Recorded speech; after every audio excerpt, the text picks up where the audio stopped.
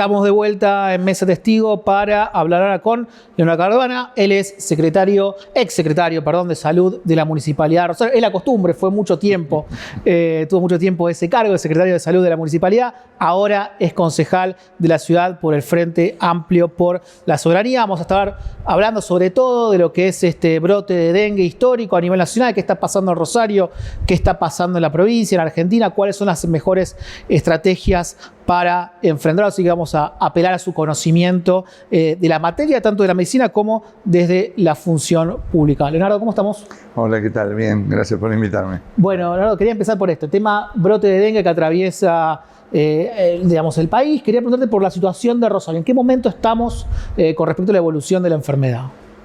Bueno, estamos en un momento complejo porque venimos acompañando la curva epidemiológica que se da en el país, ¿no? Todavía, si bien se daba esa disminución de casos durante la semana pasada, muchos casos tenían. La explicación era también, nosotros atravesamos una situación de violencia que llevó a tener centros de salud cerrados, dificultades en donde no se cuantificaron todos los casos como se cuantifican habitualmente. O sea que estamos en semanas epidemiológicas donde todavía nada indica, hasta no tener fríos intensos durante más de 15, 20 días, que el mosquito no va a seguir reproduciéndose y en ese caso, bueno, también contagiando. Y por otro lado, porque atravesamos un brote ya alertado por la OMS el año pasado, que era intenso y que iba a tener no solamente el número de contagios aumentados, sino también hospitalizaciones y pacientes y personas fallecidas. Esto se da en la Argentina cada vez con mayor intensidad y bueno, Rosario junto con la provincia de Santa Fe, con el norte, pero las grandes ciudades, allí la urbanización, las dificultades de los servicios a toda la población, el acceso al agua, las condiciones de vida, hacen que también esta enfermedad tenga ese impacto. Es decir, fenómeno de cambio climático y condiciones de vida son dos combinaciones que vienen profundizándose. Agregale desigualdades, indigencia, todos estos indicadores que han aumentado en este último tiempo. Bueno, las dificultades preventivas para ese sector de la población también es más difícil cuando vos tenés barriadas que están pensando que van a comer mañana. Asimilar la prevención como la asimila otro sector de sectores medios o sectores altos es más difícil y el impacto del cuidado es menor y también el número de contagios es mayor, ¿no? Digamos, con las condiciones que estás planteando, es posible pensar de que el dengue llegó para quedarse, sobre todo porque se van a ir deteriorando todavía más estas condiciones socioambientales que mencionabas antes, ¿no? Sí, nosotros, si vos analizás la curva desde el 97, primer caso en Rosario, cada brote es cada vez con más intensidad. El doctor Maestegui lo decía en el año 88, es decir, nosotros tenemos que prestarle atención al dengue en la Argentina porque el proceso viene estructurándose, porque bueno, la tropicalización del clima, la adaptación del mosquito a estas temperaturas, es decir, el año pasado fue el primer año en que en 3 provincias del norte tuvimos casos durante el invierno. No se necesitó viajar a Paraguay y volver y traer el primer caso con antecedentes de viaje, ese que nosotros decimos, sino que hubo casos autóctonos todo el año. Por eso, si se prolongan las temperaturas, el brote va a seguir y además hemos tenido en brotes anteriores casos durante mayo, junio, julio, inclusive casos en agosto, ¿no? Leonardo, está muy en discusión, muy en el ojo de la tormenta el ministro de Salud de la Nación, Mario Russo, a partir de declaraciones de la semana pasada. ¿Te parece que la principal cuota de responsabilidad en este caso, este brote histórico, es del gobierno nacional? ¿También hay cuota de responsabilidad de los gobiernos anteriores? Bueno, yo creo que primero las transiciones políticas no son amigas en nuestro país de continuidades de políticas públicas. Eso es parte del contexto que hay que analizar, porque, bueno, producción pública de repelente, garantía y organización de los servicios de salud, cuestiones comunicacionales deben ser parte de una política habitual, ¿no? No pueden cambiar.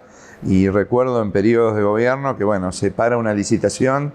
Parar una licitación sobre algo en Nación significa que para volver a encenderla, digamos, tardás meses. Entonces, ese es un fenómeno que agrava la situación, pero además el fenómeno nacional en relación a que un brote de esta intensidad no es digamos, no se puede abordarlo sin la figura del Estado Nacional.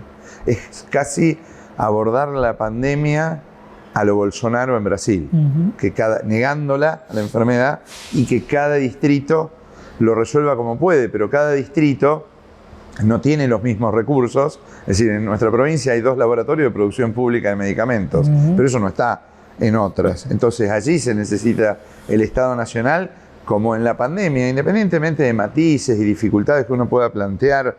En ese momento el recurso crítico era respiradores. Los respiradores los conducía el Estado para todos. Bueno, en este caso también, aquí tenemos un fenómeno de que el gobierno nacional niega el cambio climático, niega las condiciones de vida, la enfermedad y también la vacuna, que es el único elemento nuevo con respecto a otros brotes que aparece y también, digamos, da definiciones que no tienen que ver con cuestiones técnicas.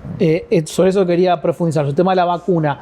¿Cuál es la respuesta ante ese comunicado del gobierno que generó mucho ruido con respecto a la eficacia de la vacuna? Me parece que está bueno para poder clarificar a la audiencia, ¿no? ¿Cuál es la eficacia de la vacuna? ¿Cuál debería ser la política con la distribución de este recurso estratégico que vos mencionabas, ¿no? Sí, bueno, la vacuna es un elemento más de cuidado clave en relación a que ya tiene 10 años de experimentación, se está utilizando en otros países, se está utilizando en brote en Brasil, es segura y eficaz por los organismos que valoran la eficacia y la seguridad de las vacunas. Es decir, cuando vos ves y escuchás la Comisión Nacional de Inmunizaciones, investigadores del CONICET, Sociedad Argentina de Medicina, ADMAT, son las referencias más serias en la Argentina en relación a la utilización de la vacuna. Y además, digamos, una vacuna que está demostrado que disminuye las complicaciones más graves, sobre todo de aquellas personas que han tenido un primer episodio y que pueden tener un segundo episodio. Por eso no tiene nada que ver estas explicaciones de que estamos en brote, de que hay que esperar 3 meses. Cuando uno empieza a vacunar, ya a los 15 días empiezan a incorporar, a aumentar los anticuerpos en sangre de la persona. Se van a completar a los 3 meses, pero ya empieza a ser cuidado. Por eso también, digo, hoy celebramos que desde el Ministerio de Salud Provincial, que las autoridades más cercanas empiecen a hablar de la vacuna. Hasta hace una semana, desde casi la mayor cantidad de referencias sanitarias hablaban de que la vacuna era buena, pero solo accedía o sugerían que el que la pueda comprar acceda. La verdad que desde el sanitarismo lo decimos claramente, la vacunación es una estrategia poblacional, nunca es una estrategia individual que depende de la capacidad de pago de las personas, porque si no estaríamos haciendo una doble vara en relación a que si el Estado valora que la vacuna no es necesaria ahora, tiene que decirlo para todos, no para un sector que no puede pagarlo. Y en ese sentido, bueno, aparentemente la provincia ha decidido empezar a trabajar en la incorporación, ¿no? ¿Tendría que ser un criterio universal de aplicación o focalizada en determinadas zonas geográficas o determinados sectores sociales o también inclusive etarios, ¿no? Se habla mucho de la franja hasta los 40 años y no los grupos de mayor edad. Sí, bueno, esa es la estratificación que tiene que hacer la autoridad sanitaria. Nosotros, cuando lo planteábamos en febrero, con una ordenanza que fue avalada por todas las fuerzas políticas, decíamos que se incorpore y después se estratifique en zonas de riesgo.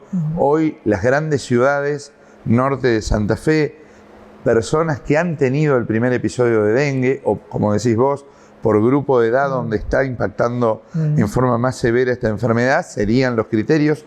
Nunca es una vacunación así a mansalva, como si fuese un recurso infinito, pero sí lo que se pueda es necesario que lo asuma el Estado y además que lo haga rápido, porque si uno decide vacunar, no aprieta un botón y la vacuna aparece. Es necesario capacitar equipos, abastecimiento, logística, distribución, es decir, necesitas todo un armado y un engranaje que nos lleva tiempo y por eso cuanto antes vamos a cuidar a los que más sufren esta enfermedad, ¿no? Además, no es para meter miedo, pero algo que charlábamos fuera del aire, que hay mucha gente que quizás ya tuvo dengue, pero que no estuvo diagnosticada en su momento y que en el caso de tener un nuevo caso puede tener una complicación, ¿no? Bueno, el porcentaje de complicaciones aumenta con las reinfecciones. Cada vez que vos te volvés a reinfectar, no es que es lineal, que siempre vas a ser una cuestión grave, pero el porcentaje de posibilidades es mayor. Y además venimos hace años teniendo casos de dengue, es decir, que la población, hay muchos casos, y además se empieza a ver que vos empezás a tener o un amigo, o un compañero de trabajo, o un familiar con dengue. Cuando empezás a ver esto se repite en todos los territorios. Por supuesto, si vos después haces una lupa, no es lo mismo condiciones sociales con complicaciones, con dificultad en el laburo, con dificultad en el alimento, que en otros lugares. Allí golpea más porque hay gente que almacena agua en el patio para poder tomarla. Entonces, nosotros el discurso médico es descacharrar y eliminar el agua limpia, y hay sectores de la población que no lo pueden hacer. Pero cuando empezamos a tener personas conocidas es porque el dengue está en gran cantidad de casos, y además no todo se registra, porque hay personas que la pasan en su casa con fiebre, en la cama, y te dicen yo tuve, y no fue a ningún servicio de salud. Claro. Esa persona es un subregistro, además de los asintomáticos. A partir de este brote de dengue, ¿pensaste que hubiera pasado con la pandemia de COVID si venía en este momento?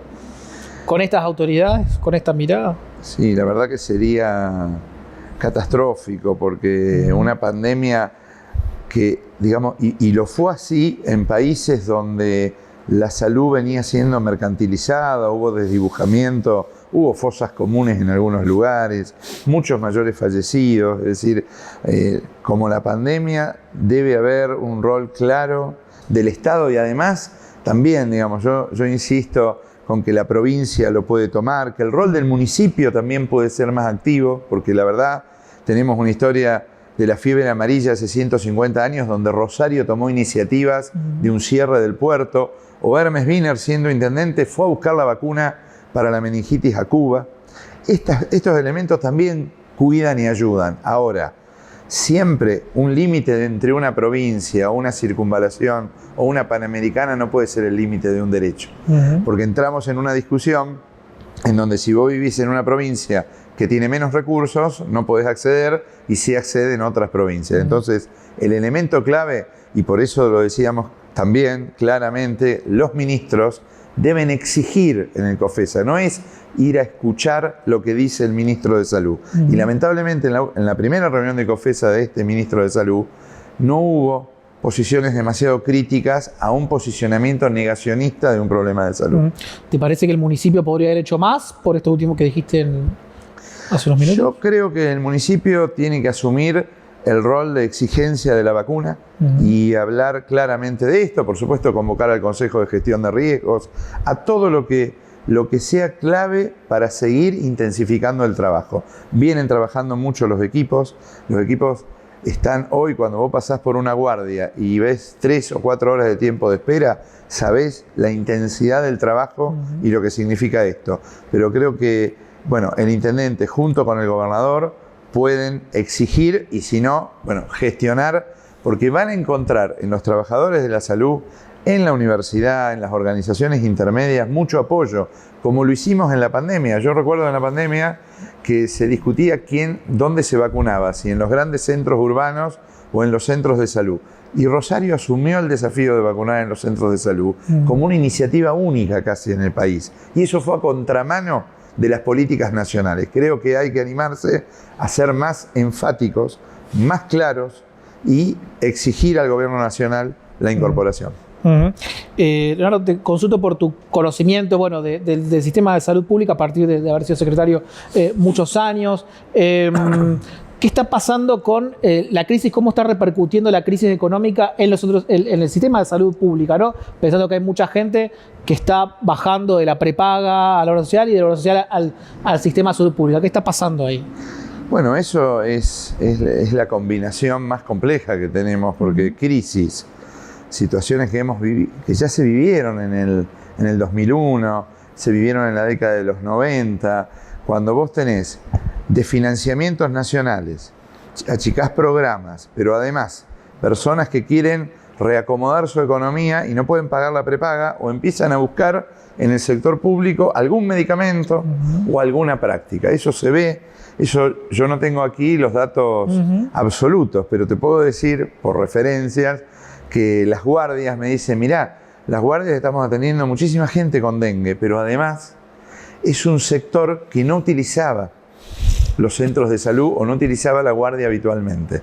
Cuando vos ves esto es porque se da esa combinación, que el impacto lo tiene lo público. Por eso también es grave lo del gobierno nacional, porque el desentendimiento nacional no es sin consecuencias. El impacto sanitario lo paga la gente y el impacto político, los municipios y las provincias, que son las que tienen a cargo los servicios de salud y que seguramente en estos primeros meses se va a tratar de transitar, pero después del segundo semestre, cuando empiecen las cuestiones presupuestarias a agotarse, allí se ven las dificultades. ¿Y cómo se ven en salud?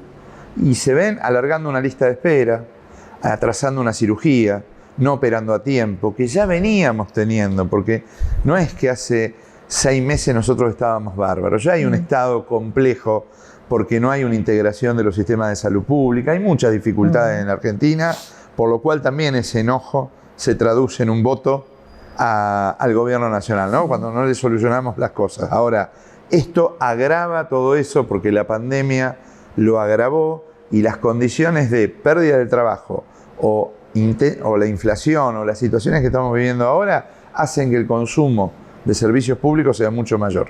Leonardo, muchas gracias por venir a Mesa de Testigo esta noche. No, gracias a vos como siempre. Quédense, hacemos una pequeña pausa y ya volvemos con más Mesa de Testigo.